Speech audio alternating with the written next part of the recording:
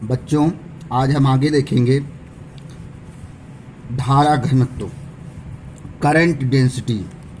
किसी चालक में किसी बिंदु पर प्रति एकांक क्षेत्रफल से अभिलंबवत गुजरने वाली वैद्युत धारा को उस बिंदु पर धारा घनत्व कहते हैं। देखिए यहाँ पर J बराबर होता है I/A। तो हमने क्या किया है, इसके क्षेत्रफल को हमने एकांक कर दिया है। ठीक है, तो J बराबर I हो जाएगा। इसी दृष्टि से हमने परिभाषा बनाई है, किसी चालक में किसी बिंदु पर प्रति एकांक क्षेत्रफल से अभिलंबवत गुजरने वाली वैद्युत धारा को उस बिंदु पर धारा घनत्व कहते हैं। इसे J से प्रदर्शित करते हैं। तो इस प्रकार से देखिए, यदि चालक का अनुप्रस्थ परिच्छेद क्षेत्रफल A है तथा बहने वाली धारा I हो तो J बराबर हो जाता है I/A। ठीक है, मात्रक क्या हो जाएगा, देखिए धारा का मात्रक आपका एम्पियर और क्षेत्रफल का मीटर स्क्वायर। तो मात्रक हो जाएगा धारा घनत्व का एम्पियर प्रति मीटर स्क्वायर। धारा घनत्व यह एक सदिश राशि है और बीमा इसकी हो जाएगी L⁻²A। अगला देखिए, धारा घनत्व तथा अनुगमन वेग में संबंध। देखिए, इसके पहले हमने आपको बताया था I बराबर NEA/VD। ठीक है, धारा और अपवाह वेग में हमने संबंध निकाला था। I बराबर NEA/VD। ठीक है, धारा और जो है अनुगमन वेग में हमने संबंध निकाला था। तो इसको हम जानते हैं I बराबर NEA/VD। ये इक्वेशन नंबर आपका 1 हो जाएगा, समीकरण 1। और दूसरा ध्यान दीजिए, अभी हमने आपको बताया धारा घनत्व बराबर होता है J बराबर होता है I/A। ठीक है, तो यहां से हम समीकरण 1 से जो है मान ला करके समीकरण 2 में रख देंगे। समीकरण 1 से I का मान ला करके समीकरण 2 में रख देंगे। ये हो जाएगा आपका J बराबर NEA/VD/A। A से A आपका कैंसिल हो जाएगा। इस प्रकार से J बराबर हो जाएगा NEVD। तो ये आपका J जो है धारा घनत्व और अनुगमन वेग में संबंध हो गया। J बराबर NEVD, ये धारा घनत्व और अनुगमन वेग में संबंध है। अगला टॉपिक है आपका गतिशीलता, मोबिलिटी। ध्यान दीजिएगा, μ=VD/E। ये आपकी गतिशीलता को म्यू से डिनोट करते हैं, ये होती है VD/E। ठीक है, ये सदैव धनात्मक होती है। ठीक है, तो परिभाषा देखेंगे, किसी आवेश वाहक की गतिशीलता वह अपवाह वेग या अनुगमन वेग है जो उसके द्वारा एकांक वैद्युत क्षेत्र में प्राप्त किया जाता है। इसे म्यू से व्यक्त करते हैं। फिर से देखिए, यहां हमने क्या किया है, μ=VD/E। हमने वैद्युत क्षेत्र को एकांक कर दिया है। वैद्युत क्षेत्र को एकांक करके हमने परिभाषा बना ली है μ=VD। तो ये हो गया, किसी आवेश वाहक की गतिशीलता वह अनुगमन वेग है जो उसके द्वारा एकांक वैद्युत क्षेत्र में प्राप्त किया जाता है। इसे म्यू से व्यक्त करते हैं। म्यू बराबर हो जाएगा VD/E और उसका जो है मात्रक हो जाएगा मीटर स्क्वायर वोल्ट प्रति सेकेंड। ठीक है, और ये सदैव धनात्मक राशि होती है। आगे ध्यान दीजिएगा, इसमें एक आपका जो है नोट है, इसको आप सवाल में प्रयोग करेंगे। ध्यान दीजिएगा, किसी अर्धचालक की वैद्युत चालकता जो होती है वो जो होती है सिग्मा बराबर होता है NE/NH/μH।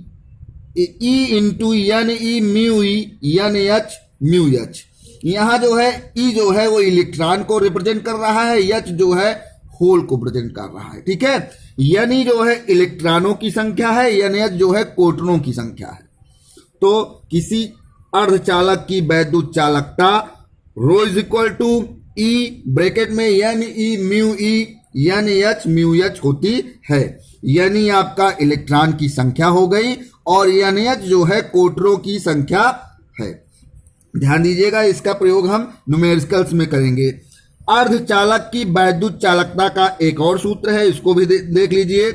Sigma is equal to n e square tau, sigma is equal to n e square tau upon m, जहां आपका ये टाउ जो है वो शांति काल है। ठीक है, sigma is equal to n e square tau upon m, जहां टाउ आपका शांति काल है।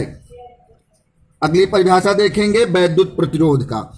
इलेक्ट्रिकल रेजिस्टेंस वैद्युत विभवांतर तथा वैद्युत धारा के अनुपात को उस चालक का वैद्युत प्रतिरोध कहते हैं। इसको हम क्लास 10th में भी पढ़ चुके हैं। R बराबर V अपान I, इसका मात्रक ओम होता है। R बराबर V अपान I, ठीक है। तो वैद्युत विभवांतर तथा वैद्युत धारा के अनुपात को उस चालक का वैद्युत प्रतिरोध कहते हैं। इसे R से डिनोट करते हैं। तो फिर से इसको देखिए, यदि किसी चालक के सिरों के बीच 1 वोल्ट का विभवांतर होने पर उसमें 1 एम्पीयर की धारा प्रवाहित हो रही हो तो चालक का प्रतिरोध 1 ओम होगा। कभी कभी आपसे परीक्षा में 1 ओम किसे कहते हैं परिभाषा आ जाती है, तो आप इसको इसी प्रकार से देंगे। हमने क्या किया, 1 वोल्ट ले लिया और धारा जो है 1 एम्पीयर ले ली, तो हमारा जो प्रतिरोध हो गया 1 ओम हो गया। तो किसी चालक के सिरों के बीच 1 वोल्ट का विभवांतर होने पर उसमें 1 एम्पीयर की धारा प्रवाहित हो तो चालक का प्रतिरोध 1 ओम होगा। 1 ओम बराबर होता है 1 वोल्ट प्रति एम्पीयर। 1 मेगा ओम बराबर होता है 10 की घात 6 ओम। 1 माइक्रो ओम बराबर होता है 10 की घात -6 ओम। इन सब का प्रयोग हम न्यूमेरिकल्स में करते हैं। ध्यान दीजिए, वैद्युत प्रतिरोध का मात्रक निकालेंगे, मात्रक और बीमा। देखिए, आपको अभी बताया गया है प्रतिरोध को ओम से डिनोट करते हैं। यहां ओम बराबर वोल्ट प्रति एम्पीयर, वोल्ट जो होता है V, जूल प्रति कूलाम हो जाता है, जूल प्रति कूलाम बटे एम्पीयर। ठीक है, तो ये आपका जो हो जाएगा, कूलाम को हमने चेंज कर दिया एम्पीयर और सेकेंड में, एम्पीयर और सेकेंड में। देखिए, Q बराबर IT होता है, Q बराबर IT होता है, वहां से Q बराबर IT हो जाएगा, ठीक, एम्पीयर सेकेंड हो जाएगा कूलाम बटे एम्पीयर। तो ये हो जाएगा न्यूटन। देखिए, जूल, जूल आप जानते हैं कार्य का मात्रक है न्यूटन मीटर, बल का मात्रक न्यूटन मीटर, ये मिलाकर आपका कार्य हो जाएगा, कार्य की बीमा जूल होती है। तो न्यूटन मीटर प्रति एम्पीयर स्क्वायर सेकेंड। तो न्यूटन मीटर को हम तोड़ देंगे, किलोग्राम मीटर सेकेंड में हो जाएगा। m/L/t-2 होता है, ध्यान दीजिएगा, m/L/t-2, m kilogram metre second की पावर -2 और इंटू मीटर। तो ये हो जाएगा बटे एम्पीयर स्क्वायर सेकेंड, ये हो जाएगा किलोग्राम मीटर स्क्वायर सेकेंड की पावर -3। ये आपका अपान में है, ये ऊपर चला जाएगा, माइनस में हो जाएगा, किलोग्राम मीटर स्क्वायर सेकेंड की पावर -3 एम्पीयर -2, एम्पीयर की घात ये ऊपर जाएगी, -2 हो जाएगी। तो इस प्रकार से जो है ये मात्रक हो गया। ठीक है, मूल मात्रक में हमने इसको डिनोट किया है। ठीक है, MKS पद्धति में, MKS ए पद्धति। ठीक है, अब बीमा ध्यान दीजिएगा, बीमा यहाँ किलोग्राम m हो जाएगा, मीटर स्क्वायर की L2, सेकेंड की पावर -3 है तो t की पावर -3, एम्पीयर की पावर -2 है, a की पावर -2 हो जाएगी। तो इस प्रकार से जो है वैद्युत प्रतिरोध का मूल मात्रक और बीमा हम ज्ञात कर सकते हैं। अगली परिभाषा है आपकी वैद्युत, अगली परिभाषा है आपकी वैद्युत चालकता। ध्यान दीजिएगा, देखिए परिभाषा देखिए वैद्युत चालकता की। वैद्युत प्रतिरोध के व्युत्क्रम को वैद्युत चालकता कहते हैं। वैद्युत प्रतिरोध के व्युत्क्रम को वैद्युत प्रतिरोध के व्युत्क्रम को वैद्युत चालकता कहते हैं। यसाई पद्धति में इसका मात्रक मोह होता है।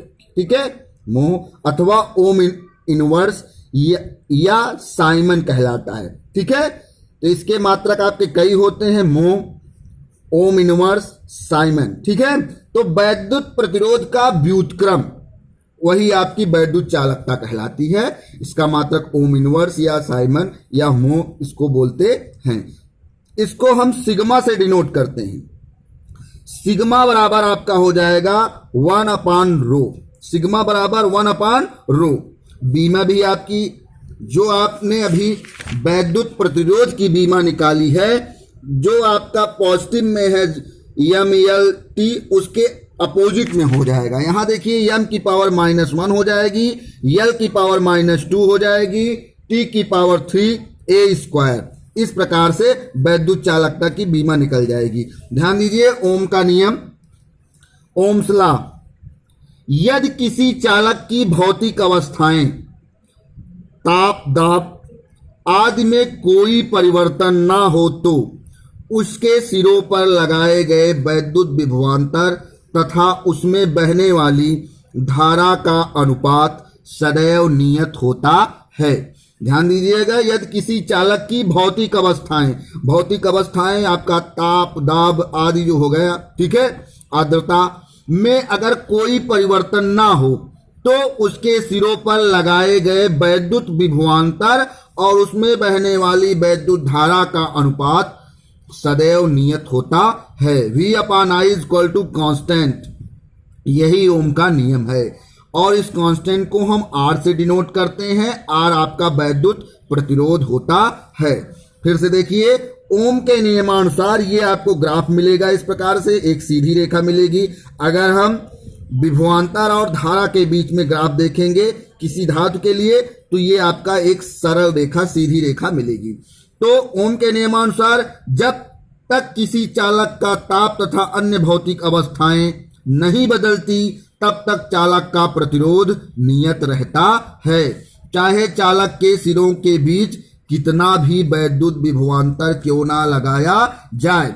अगर चालक का ताप तथा अन्य भौतिक अवस्थाएं नहीं बदलती हैं, तब तक चालक का प्रतिरोध नियत रहता है, चाहे आप वैद्युत विभवांतर को कितना बढ़ाते क्यों ना जाएं। ठीक है, धन्यवाद।